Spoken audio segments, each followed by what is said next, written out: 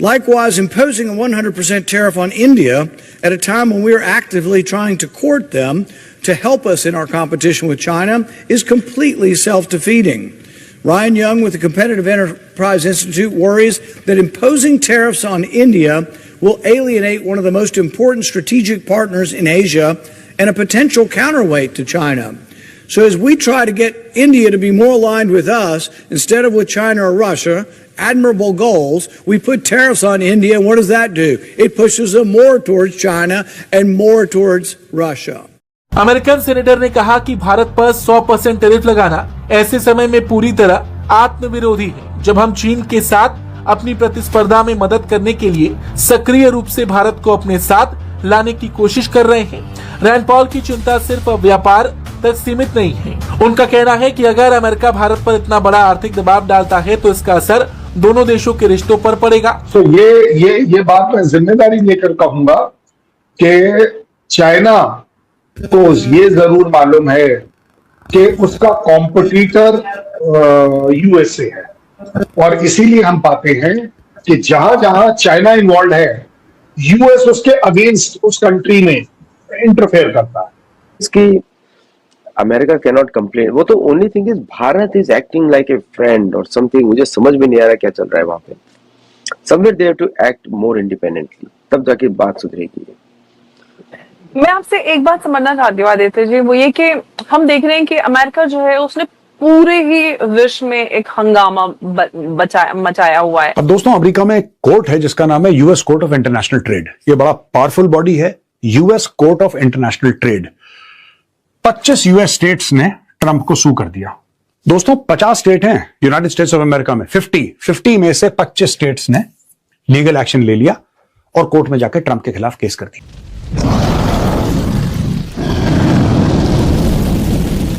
Hello दोस्तों, जय हिंद। जैसा कि आज की क्लिप में आपने देखा, अमेरिका से भारत के लिए बड़ी और चौंकाने वाली खबर सामने आई है। अमेरिकी सांसदों ने 86-11 के भारी बहुमत से एक ऐसा बिल पास किया है जिसके तहत भारत समेत 5 देशों पर 100% टैरिफ लगाया जा सकता है। इस लिस्ट में भारत के अलावा चीन भी शामिल है। इस बिल को रिपब्लिकन और डेमोक्रेट दोनों पार्टियों का समर्थन मिला है। अमेरिका का दावा है कि इस कदम का मकसद रूस की तेल और गैस से होने वाली कमाई को कम करना है, ताकि रूस की युद्ध क्षमता पर दबाव बनाया जा सके। खास बात यह है कि 23 जुलाई को इसी प्रस्ताव के शुरुआती मसौदे में 500% तक टैरिफ की बात कही गई थी, जिसके बाद में घटाकर 100% कर दी गई। लेकिन अभी भी भारत पर कोई नया टैरिफ लागू नहीं हुआ है। सीनेट से मंजूरी मिलने के बाद अब बिल हाउस ऑफ रिप्रेजेंटेटिव्स में जाएगा। अगर वहां इसे मंजूरी मिलती है तो अंतिम फैसला राष्ट्रपति डोनाल्ड ट्रंप के हाथ में होगा। अमेरिका चीन को एशिया में चुनौती देने के लिए भारत को अपना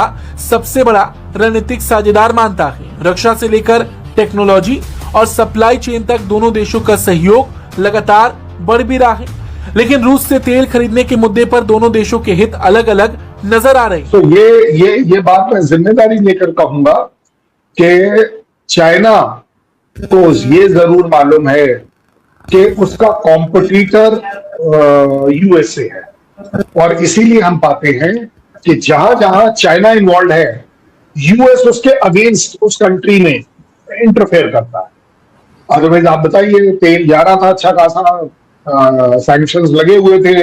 आज की तारीख में आप देख रहे हैं कि यूएस और चाइना कहने के लिए तो प्रेसिडेंट मिलेंगे ही हैं, दोनों प्रेसिडेंट। अगर इतने कट्टर दुश्मन हैं तो वो क्यों मिलेंगे? सेम एनालॉजी में अपने साथ लेता हूं। मेरे और चाइना के बीच में कट्टर दुश्मनी नहीं है। we have our problems, we have a border। उस बॉर्डर को हम रिजॉल्व नहीं कर पाए क्योंकि चाइना करना नहीं चाहता है। हमने हमेशा कहा है कि आप अपने मैप्स दीजिए, आपका क्या परसेप्शन है बॉर्डर का और हमारा क्या है, बैठकर बात कर लेते हैं। लेकिन दे डोंट स्पेसिफाई। इसीलिए आप पाते हैं कि बॉर्डर्स पर red line, blue line, grey line, black line, yellow line, पता नहीं कितनी लाइन बना रखी है, और किसी भी लाइन को कभी भी कैसे भी इंटरप्रेट किया जा सकता है। मैं उसका चश्मदीद गवाह हूं कि एक पर्टिकुलर एरिया में जो सो कॉल्ड लाइन थी, अब अपने जोश में मैंने कहा किसकी लाइन, कौन सी लाइन, मुझे तो कहीं लाइन नहीं देखनी, जमीन पर देखा कोई लाइन थोड़ी लगी हुई है।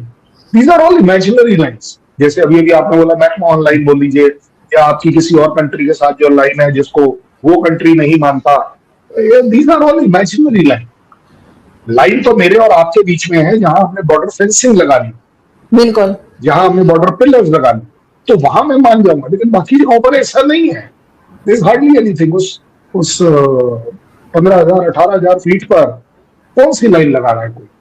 सो as far as I am concerned, US और चाइना उन समझदार कंट्रीज में से है, मोनोपोली वाले कंट्रीज से है, जिसको मैं कहता हूं they are good at this dirty game, कि वो उनकी लड़ाई किसी और से लड़वाते हैं और इसमें उनको महारता है।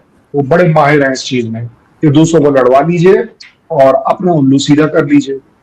क्योंकि अगर आप ऑयल ही देखें, अगर ईरान और गल्फ का ऑयल नहीं जाता है तो किसका ऑयल बिकेगा? ऑब्वियस बात है, वेनेजुएला का बिकेगा। वेनेजुएला का ऑयल कौन बेच रहा है? यूएस बेच रहा है। और उसका प्रूफ ये है कि ट्रम्प साहब ने तो डिक्लेयर भी किया था कि I am the ad hoc president of Venezuela. तो दैट मींस बिल्कुल। बड़ी सीधी सी बात। लेकिन सर, इस रीजन के लिए जिसमें हमारी कंट्री है, आपकी है, और ईरान है या चाइना भी है, इसमें भारत और चाइना की दरमियान टेंशन ना हो, ये कितना इंपॉर्टेंट है? क्योंकि आप लोगों के बीच में जो टेंशन रहती है, आप लोग की चले ठीक है गोली नहीं चलती, लेकिन बहरहाल लड़ाई तो रहती है। और इसी तरीके से ईरान में भी जब तक पीस नहीं होगा, इस रीजन में पीस नहीं आ सकता। वो तो आपको पता ही है कि किस तरीके से बिहेव करता है ईरान अगर उसके ऊपर अटैक हो। अब दोस्तों, अमेरिका में एक कोर्ट है जिसका नाम है US court of international trade. ये बड़ा पावरफुल बॉडी है, US court of international trade. 25 US states ने ट्रंप को सू कर दिया।